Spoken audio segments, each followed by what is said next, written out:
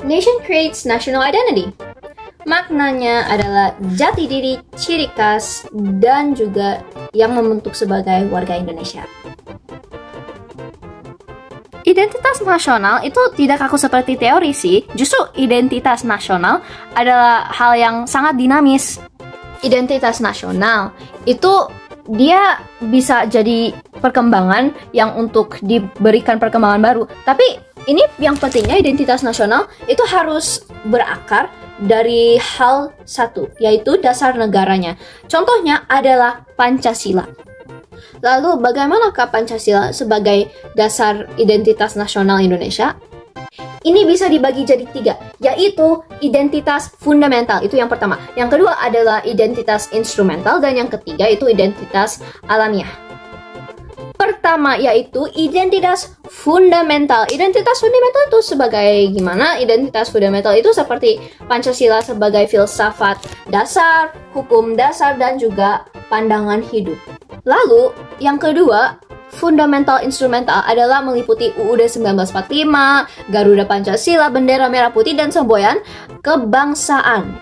Dan 3, identitas alamiah, yaitu Indonesia sebagai negara kepulauan dan sangat majemuk keadaannya. Tapi ini kita terapinya bagaimana?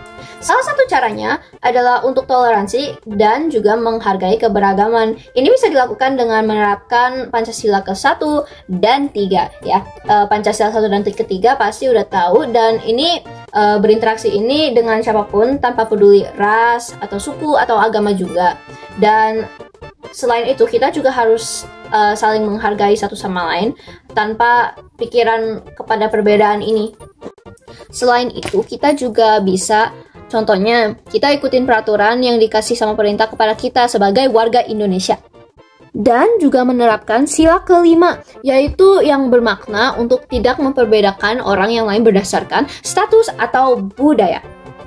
Lalu kita juga bisa pedoman perilaku kita dengan cara menggunakan Pancasila sebagai sumber motivasi, tolak ukur kebenaran, dan juga pedoman dalam setiap aspek kehidupan sehari-hari sebagai warga negara Indonesia.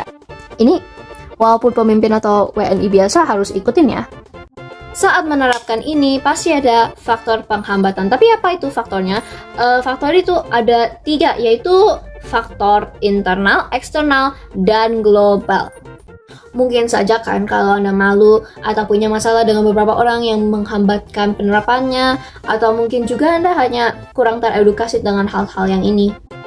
Sedangkan juga ada faktor eksternal dan global, seperti budaya asing yang menyebabkan erosi dalam nilai budaya diri. Selain itu juga ada dominasi ekonomi.